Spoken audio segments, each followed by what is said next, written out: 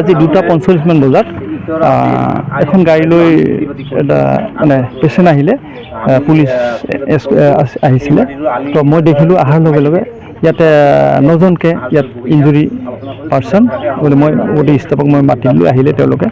আৰু ইঞ্জুৰি পাৰ্চনবিলাক চাই চিতি মই ইয়াৰে 9গৰাকী পুৰুষ আৰু 2গৰাকী মহিলা, তেওঁলোকক মই পৰীক্ষা নিৰীক্ষা কৰাৰ অন্তত মই পালোঁ তেওঁলোকক জখমটো ভালেখিনি হৈছে।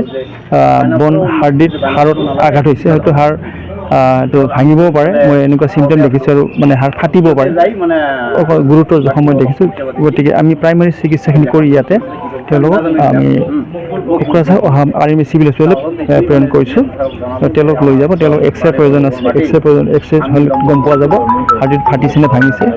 গুৰুতৰ জখম বাবে মই ইয়াৰ পৰা তেওঁলোকক পঠিয়াই দিছোঁ। মানে কাজিয়া লাগছিল, মানে মাটিতে মেলা দিনত থাকি আমার বাবা কাকা হর আর আদি করে মালিকে আর কি এগ্রিমেন্ট লিখিয়ে আদি দেয়। মালিকটা হল সাবতগ্রাম বাড়ি, এগ্রিমেন্ট লিখিয়ে আদি দেয়, রাজ্যের সই ঠই সব থাকে ওই হিসেবে আদি দেয়। তা আদি করি আছে মোর বাবা কাকা হর। তা বাঙালি আর কি জিজেতির কারণত মানে চায়না আবাদ করে, চায়নাটা জিজেতির কারণত আর কি নিছে, মানে চায়না আবাদটা করার পিছত আর কি শালি আবাদটা আর কি মোর কাকা হরে করবে। জিরেতি আবাদ কারণ নিয়ে তারপরে কি করছে, তলে তলে বলে কাকার লগত বন্দোবস্ত হয়েছে 2 লাখ টাকা বিঘে, 2 লাখ টাকা বিঘে বন্দোবস্ত হয়েছে। কেমন করে শোনা পাইছে, শোনা পাওয়ার পরে উমে কি করছে,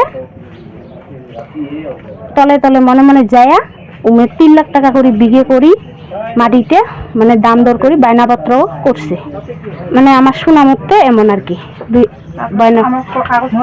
আমার মানুষ কি, আমার হিন্দু মানুষ আর কি প্রতিবাদ করছে যে আমার কত দুঃখিয়ে দুঃখিয়ে মানুষ মানে আসি, আর এত বছর থাকি আমার আবাদ করে ধরছি, তাহলে মালিকে যদি বেচালে আমারটাই আগে দাম দর হয়েছে, তাহলে আমাকে একবার কোক, তাহলে আমাও কিনলেও হয় অল্প স্বল্প যেটুকে পাই। কুয়াকুই নাই, মানে বেলেগেরটাই 3 লাখ টাকা বিঘে পাইছে, বেলেগক দিয়ে দিছে। তাই আমার গাঁৱৰ মানুষ আর কি হিন্দু মানুষ প্রতিবাদ করছে যে মাটি বেচার হলে হিন্দু মানুষক আর কি দেওয়া লাগবে,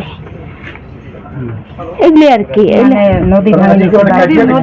মাটিটো আমি আজি 8-10 বছৰৰ খেতি কৰি আছোঁ হা। তা ইহঁতে আমাৰ লগত আলোচনা কৰিছিল 2 লাখকৈ মানে দিব আৰু কি মাটিৰ মালিকটোই। তাৰপিছত আমাৰ লগত আলোচনা হোৱাৰ পিছতে ইহঁতে আমাৰ গাঁৱৰে মানুহ, বিৰোধী মানুহ যে মুছলিম মানুহ যাই ইহঁতে 3 লাখ টাকাকৈ মানে বন্দোবস্ত কৰিছে, কৰি মাটিটো ইহঁতে কিবা লেখা কৰি কৰিছে নে কিবা কৰিছে আৰু আমি নাজানো এইবিলাক।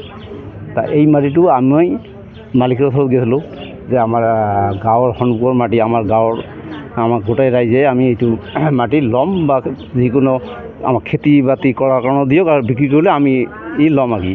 2 লাখ টাকা কৰি মানে বন্দোবস্ত হৈছিল আগতে, আমাক নাদিয়াকৈ ইহঁতক দিল। তাৰপিছত আমি ক'লোঁ, কোৱাৰ পিছত কয় ঠিক আছে তহঁতে যা, ইহঁতৰ মিলামিতি কৰ। ইহঁতক আহি ক'লোঁ যে তহঁতে মালিকৰ লগত মিলামিচি হ অলপ। তা ইহঁতে নহ'ব, ইহঁতৰ যিখিনি মাটি মানে আজি আপোনালোকে আলোচনা কৰিছে? না আজি নহয়, আজি 1 সপ্তাহৰ আগৰ কথা। আজি EM আহিছিল নে আপোনালোকৰ? আজি EM আহিছে। আজি EMৰ কথা হ'ল কি, EMকো জনাইছোঁ। তাক কৈছে, EM ছাৰে কৈছে ঠিক আছে মাটিখিনি যদি আমাৰ হিন্দু মানুহক নিদিয়ে, হিন্দুৰ মাটি হিন্দুক যদি নিদিয়ে, ইহঁতে যদি লয় তেনেহ'লে এইটো মানে বাঁহৰ বেৰ ঘেৰি দিম আৰু কি।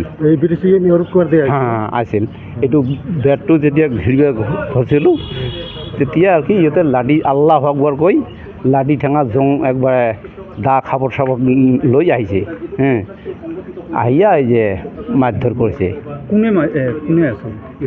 তাতে মকবুল নামৰ পৰিয়ালৰ যিমানকেইটা মানুহ, তাৰ ল'ৰা ছোৱালী বোৱাৰী আৰু গাঁৱৰ ওচৰা ওচৰি ভিন্ন গাঁৱৰ মানুহ আছিল, আমি কিছুমান চিনি নাপাওঁ। আৰু ইহঁতৰ আমাৰ গাঁৱৰ যেতিয়া মকবুল, তাৰ ল'ৰাবিলাকৰ নাম হৈছে কি নামে, আজাদ, তাৰপিছতে নৌচাদ, সমীৰ নে জমিৰ, নৌচাদ, এনেকৈ ধৰি লওক 7-8টা ইহঁতৰ ভাগ্য ভাই বা বোৱাৰী চোৱাৰী সবেই আহিছে।